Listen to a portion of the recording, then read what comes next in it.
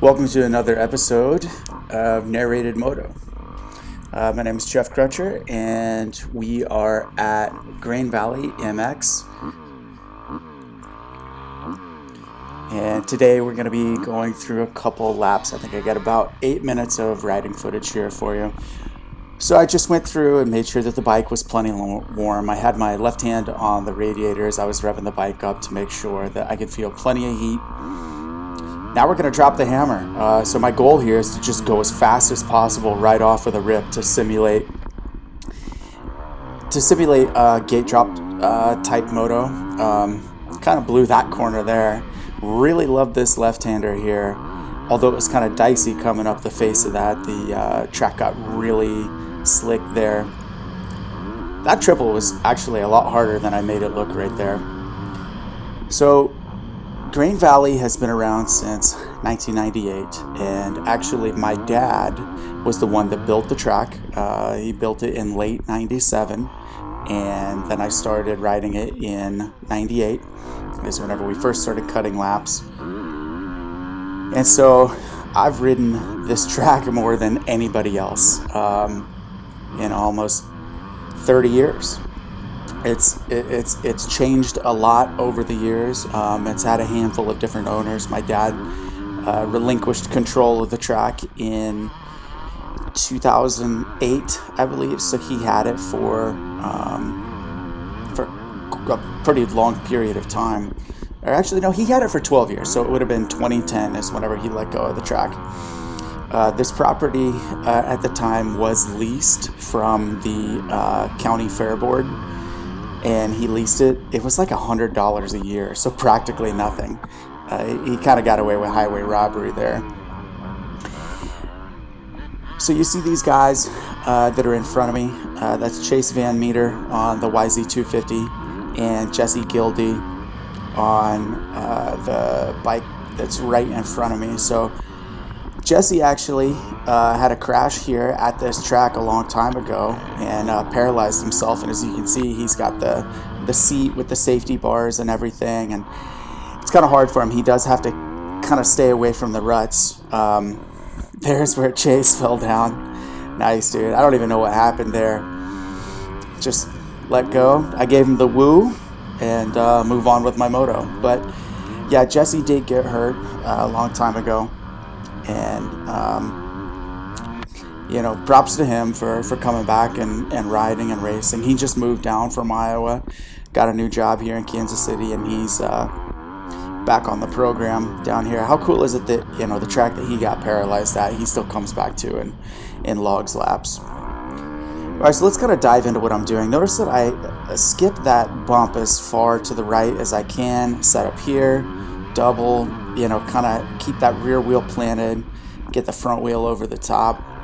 This inside was a little bit tricky because you bottomed out in the middle of the apex, and whenever the bike bottoms out and then you're accelerating, it's really easy for the front wheel to come up. Had to give it everything I had to get over that. I was running pump gas on this day. I was not running the ETS MX-18. I had a stock ECU. The stock ECU runs really rich on these bikes as it is, which is not very fast. I don't love it, but I guess it's more so because of riding with the GET ECU that's been mapped by 405. It's just so spicy that going back to stock, it's such a noticeable difference.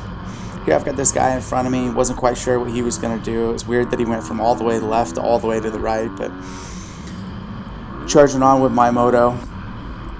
Really had a hard time selecting which rut I wanted to try here. That very inside, the rut was massive coming out of it. Very typical on just like a local track day where slower riders will create ruts that don't really make any sense for me to stay within. If everybody was going my speed, the track would be completely different. So I had some dirt in my goggles. My strap wasn't tight enough, and that's on me. But circling back to where we're at now, jump back on the track. This rhythm section's always really fun. Keep that wheel nice and high. This jump Could be a little bit longer, but again, can't quite decide which rut I want to hit here. And notice how the ruts are really long coming out, but there's like no ruts entering. That's just from having a lot of riders that are not gassing into the corner and are coasting. If you're braking coming into the corners, the track will get a little bit gnarlier, a little more rough. Same thing here, no rut until like right there. Local track days can be equally good and bad because it makes it really hard to carry your momentum because the ruts are always kind of squirrely. And by the way, I'm not complaining about this. It makes the riding a little bit different.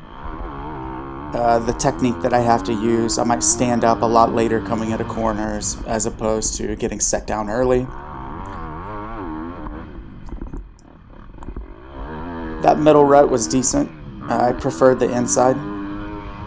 Scrub that table, try to triple in here. It was nice if I could downside it and then triple again and go triple, triple, double, but it was kind of hard.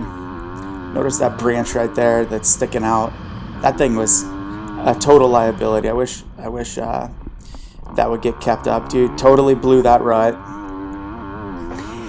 So much of it coming into that corner is there's a single coming in, and so the bike unloads, and when it unloads you have no braking traction. So I have to plan for that. Now this session I was trying to go really fast, which I know we always do that. You know, you always want to go as fast as possible whenever you're riding. But there are times whenever, I'll be sprinting and riding at, like 105, 110%, where I'm actually kind of riding not over my head, but over what I'm comfortable with. Like I can go out and just ride comfortable laps at a fast pace all day, but I've got a Pro-Am coming up next week in Omaha, and I want to make sure that I'm able to drop the hammer, kind of ride really aggressive. Unfortunately, because I had to pull off and mess with my goggles, that kind of took about a minute and a half of riding time. Plus I missed the very start of this session, which I didn't allow myself to do the last time that I went out. Let's see if I can get this rut a little better. There we go. I think in that section what I had to do was just be a little more patient, back it down a little bit earlier instead of trying to charge in so hard, because I'm trying to push and a lot of times I'll miss, a rider will miss his marks whenever you're trying to really push. And it's not necessarily faster that way. Really love this inside. I did try that outside the lap before, and it just wasn't really doing it for me. Preferred the inside. I love a good inside rut, getting barreled through it. Here I was trying different stuff just to see, what felt the best. The inside rut was really inconsistent. And then notice here how it's like flat and then a rut that drags out of the exit. Again, that's from riders just being on the gas while, once they get the bike straightened out, then they drop the hammer. Here we got some more view of Jesse. He's ripping. A lot of the jumps can be hard for him, and there's a lot of times where he could go faster, but it's just, the risk to reward is pretty high whenever you essentially don't have control of your legs. There's a good pass through there. Yeah, so like a guy like Jesse, swap control is really hard for him because he's all upper body and has no lower body control. Wrapping up the last lap here. Let's see if I can't do something kind of fast here. No, dropping off the pace just a hair. Decent pass through that rut. Little slice of paradise double. Check out the outside, knowing that the finish line is it's checkers. That's my moto. Thanks for watching. See you soon.